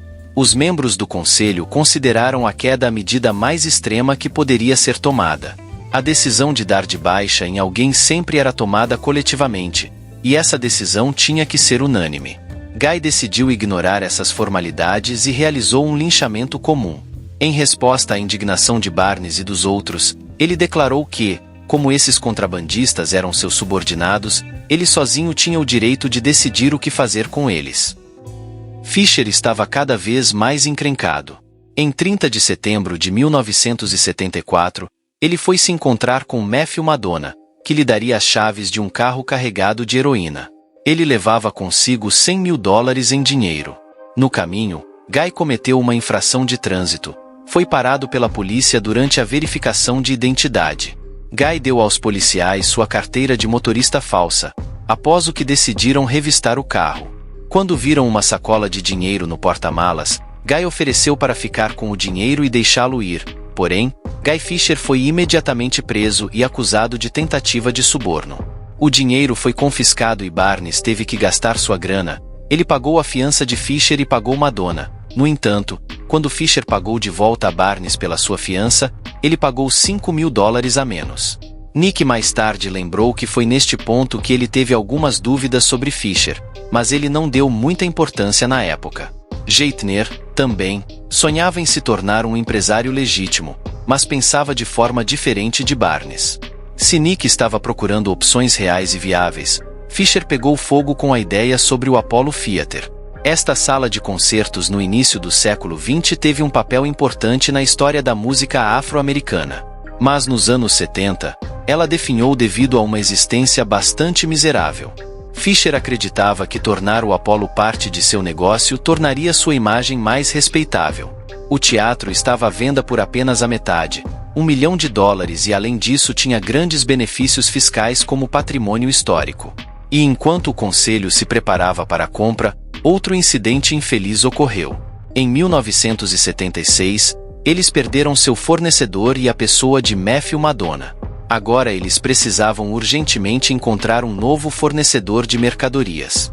Um dos membros do conselho elogiou a mercadoria de um contrabandista mexicano, Benito Cortina. Barnes gastou $250 mil para comprar a primeira remessa, mas não ficou impressionado com a qualidade da heroína. Ao contrário da heroína branca de neve de Marcelos de Madonna, o produto do México era marrom escuro e se assemelhava à sujeira. Mas não havia outras opções, e ele teve que comprá-lo. Então, o subordinado de Barnes passou um bom tempo transformando aqueles pedaços marrons em pó branco. Ao mesmo tempo, o julgamento de Guy Fisher ocorreu. Ele foi condenado a 1 ano de prisão pelo incidente em que ofereceu suborno aos policiais. O julgamento de Barnes também começou. 3 anos inteiros haviam se passado desde a busca no apartamento de Nick, mas a acusação ainda conseguiu levar o caso a julgamento. Barnes foi julgado perante um júri de Manhattan. Os protagonistas do julgamento foram os cães farejadores da polícia. Segundo os promotores, o cachorro cheirou os carros de Barnes na garagem e começou a latir, indicando que o porta-malas havia contido recentemente tapetes. Os cães fizeram o mesmo barulho de latidos quando o apartamento de Nick foi revistado, e os promotores entenderam claramente que isso indicava que os tóxicos estavam armazenados no carro e no apartamento. Ansiosos para convencer o júri, os promotores trouxeram 2 caixas para a sala, uma das quais continha heroína. Quando os cães se aproximaram desta caixa, começaram a latir. O advogado de Barnes pediu para remover essas caixas da sala de audiência e depois trouxe as suas próprias. Quando ele colocou sua caixa na frente dos cachorros, eles começaram a latir ferozmente. O advogado se apressou em mostrar aos presentes seu conteúdo. A caixa continha aspirina. Algumas horas depois, Barnes jantou com o advogado em um restaurante italiano. O senhor intocável havia mais uma vez confirmado seu apelido. No entanto, esta foi a última vitória de Barnes sobre a justiça. O produto mexicano não vendeu tão bem quanto a poderosa heroína de Marcelos de Madonna. Todos os membros do conselho buscaram dia e noite novos fornecedores, mas nem todos foram cuidadosos. Joseph Hayden afirmou ter encontrado um fornecedor que resolveria todos os problemas. Ele era Louis D., que, segundo Hayden, podia conseguir qualquer coisa, desde um tanque Sherman até uma tonelada de heroína, a um preço fabulosamente baixo. Ele ficaria feliz em ajudar Barnes, mas estava com alguns problemas de dinheiro. Então, Hayden decidiu desconsiderar um pouco as regras do conselho e já o pagou por 2 quilos de heroína. Nick estava furioso. Joseph tinha uma reputação de ser um cara irresponsável antes, mas este caso tinha superado todos os anteriores. Ele tinha ido às costas de Barnes para organizar uma compra importante, basicamente com a primeira pessoa que encontrou. Barnes se dirigiu à reunião onde foi preso. Isso aconteceu na noite de 15 e 16 de março de 1977. E não foi apenas Nick quem foi preso. A polícia também prendeu Joseph Hayden, Guy Fisher, que ainda não tinha sido enviado para cumprir sua pena, e vários outros contrabandistas envolvidos com o conselho. Mais de 30 milhões em dinheiro também foram apreendidos. O juiz estabeleceu a fiança em $300 mil, mediante o pagamento da qual Barnes foi pelo menos uma vez se encontrar com seu advogado. Depois de se familiarizar com o arquivo do caso, Barnes concluiu que Lewis D. era um agente especial da DEA, Luiz Dias. Dias havia trabalhado por muito tempo disfarçado, fingindo ser um parceiro da máfia, obrigado a vagar de família em família e ocasionalmente lidar com tóxicos. Foi assim que ele conseguiu entrar em contato com um dos associados de Joseph Hayden e depois com o próprio Hayden. Os associados de Barnes, ansiosos para provar sua utilidade e independência para ele, inconscientemente deram a Dias muitos segredos da organização. Enquanto isso, o advogado de Barnes foi contatado pelo editor-chefe da revista The New York Times Magazine, Fred Ferretti. O editor informou ao advogado que um artigo sobre o Senhor Intocável seria publicado em uma próxima edição, e ele queria que Nick posasse como fotógrafo para a capa. O advogado respondeu que, com alguns meses antes do julgamento, seu cliente não queria chamar muita atenção para si mesmo, então ele não posaria. O editor agradeceu educadamente ao advogado e desligou. Mas algumas horas depois, ele foi contatado pelo editor executivo da publicação. Ele disse que tinha uma foto de Barnes tirada na noite de sua prisão, e então, se Barnes se recusasse a posar, ele teria que colocar a foto da polícia na capa do The New York Times. Barnes decidiu concordar, já que os potenciais jurados estariam lendo a revista. Eles não teriam permissão para ver a foto da delegacia. O julgamento estava marcado para ser realizado em Manhattan, então Nick decidiu se vestir para a sessão de fotos de modo que um jurado de Manhattan, um homem da classe média, pudesse vê-lo como ele mesmo. Barnes decidiu vestir um terno casual de jeans de cor clara e uma gravata vermelha, branca e azul. Na foto, ele ficou em frente à câmera e, modestamente, mas com dignidade, segurou as mãos na frente dele. A edição do suplemento dominical da revista New York Times Magazine com Barnes na capa foi publicada em 5 de junho de 1977. A legenda sob a foto dizia: "Este é Nick Barnes." A polícia diz que ele pode ser o maior contrabandista de tóxicos do Harlem, mas eles podem provar? Jimmy Carter, o 39º presidente dos Estados Unidos, gostava de começar o dia lendo as últimas notícias. Ele ficou impressionado com a arrogância que viu na postura de Nick Barnes. Dizem que naquele momento ele proferiu a frase: "Se não conseguirmos prender esse homem, então há algo errado com nosso sistema de justiça." O Procurador-Geral dos Estados Unidos recebeu uma ordem pessoal do presidente para tomar todas as medidas para colocar o Senhor Intocável atrás das grades. Alguns meses depois, Barnes foi condenado à prisão perpétua sem possibilidade de liberdade condicional. O tribunal chegou a medidas sem precedentes para evitar pressões, para a justiça e para a segurança pessoal do júri. O veredito foi proferido pelo primeiro júri anônimo na história dos Estados Unidos, composto por 15 pessoas. Seus nomes, residências, idades e ocupações foram mantidos em segredo. No início, o conselho só deu boas notícias a Barnes na prisão. À medida que o tempo passava, no entanto, rumores começaram a chegar a Barnes de que os negócios do conselho estavam tão ruins que Guy Fisher até abandonara a ideia sobre o Apollo Theater. Mas as más notícias não pararam por aí. Durante um dos encontros, a esposa de Barnes informou-lhe que tinha visto Guy Fisher em um jogo de basquete e na companhia da amante de Barnes, Shamika, e na opinião da esposa de Barnes, havia algo acontecendo entre eles. Essa notícia deixou Nick furioso. Ele já havia percebido antes que Shamika estava tratando Guy muito bem, mas não tinha prestado muita atenção. O fato era que as regras do conselho proibiam qualquer relacionamento entre seus membros e as esposas ou amantes uns dos outros. A violação dessa regra era punível com a queda sem qualquer evidência, e Barnes não podia acusar Guy diretamente, então primeiro decidiu perguntar a Shamika. Ela apareceu para um encontro na prisão e disse a Barnes que nunca tinha acontecido nada entre ela e Guy. Isso fez com que Nick se acalmasse por um tempo. 6 meses depois, Barnes encontrou um membro da gangue de Guy Fisher na prisão. Esse cara era conhecido por todos como JJ, e segundo ele os 3 anos que passou atrás das grades, Guy não o visitou nenhuma vez. JJ também contou a Barnes uma história sobre seu camarada Bob, que estava em liberdade condicional. O conselho deveria pagar a Bob $500 por cada semana que ele passasse na prisão, mas quando Bob exigiu o dinheiro que lhe deviam, Fisher se recusou, e as desventuras não acabaram por aí. Descobriu-se que enquanto ele estava na prisão, sua namorada se tornou amante de Fisher. Graças a um pequeno suborno, Barnes conseguiu usar o telefone na sala de descanso. Depois de entrar em contato com vários subordinados, Nick descobriu o verdadeiro estado das coisas. Acontece que a maioria dos fornecedores de heroína se recusava a cooperar com o conselho porque Guy Fisher não os pagava a tempo. O produto dos fornecedores restantes era de qualidade inferior e os pequenos contrabandistas estavam tendo problemas para vender esse novo estoque de Barnes.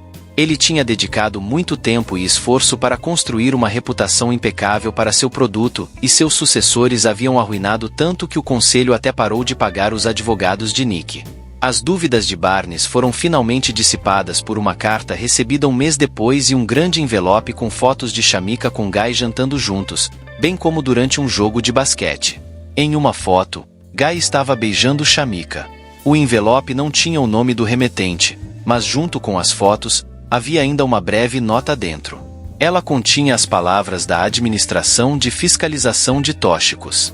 Inicialmente, Barnes não ia cooperar com as autoridades. Ele havia recebido ofertas para denunciar seus associados antes, mas sempre respondeu com uma recusa firme.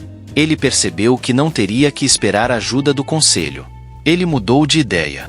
Barnes foi impulsionado pelo desejo de enviar seus antigos camaradas para a prisão. Como brincou um jornalista, naquele momento o Senhor Intocável se transformou em Senhor Dedo Duro. Você sabe, para colocar Guy Fisher e os outros atrás das grades. Barnes decidiu não parar em nada até todos os assassinatos cometidos pelo conselho serem resolvidos. Em 4 de janeiro de 1983, Barnes compareceu perante um grande júri e revelou todos os delitos que cometeu com o conselho desde 1973. Nick se declarou culpado por contrabando de heroína e por participar do processo de decisão para cometer 4 assassinatos em 10 de março daquele ano. Guy Fisher foi preso em agosto de 1998. Nick Barnes, que já tinha 64 anos, foi libertado da prisão. Isso se deveu em grande parte ao Procurador-Geral dos Estados Unidos, Rudolph Giuliani, que conseguiu anular a sentença de prisão perpétua de Barney. Desde então, Barnes está no programa de proteção a testemunhas. Rumores dizem que ele vivia em algum lugar do meio oeste em 18 de junho de 2012. Nick Barnes faleceu câncer, e as informações sobre sua queda só foram divulgadas pela mídia no verão de 2019. A história de Nick Barnes dificilmente pode ser considerada instrutiva. A vida praticamente não lhe deu a chance de escolher outro caminho não relacionado ao contrabando. Por fim, o Senhor Intocável não tinha medo e era insano. Ele era tão único quanto o Harlem dos anos 70, que agora é coisa do passado.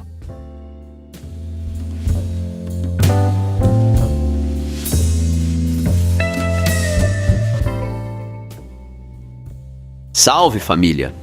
E assim, chegamos ao fim desta jornada incrível através da vida de Nick Barnes, o Intocável. Espero que vocês tenham sido tão cativados quanto eu ao explorar os altos e baixos dessa figura controversa e intrigante da história do submundo.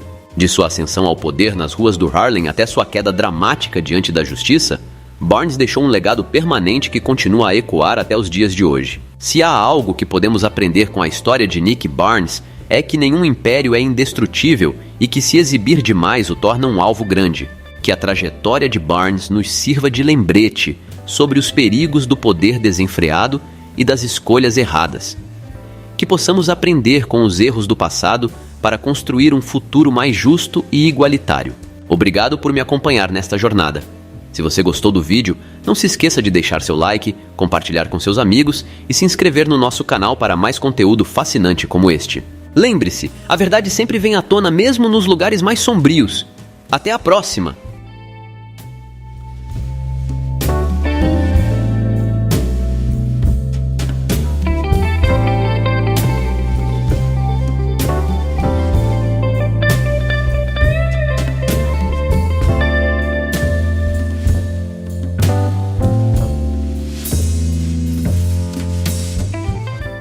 Salve família! Se você acompanha e gosta do meu trabalho, eu preciso muito da ajuda de vocês.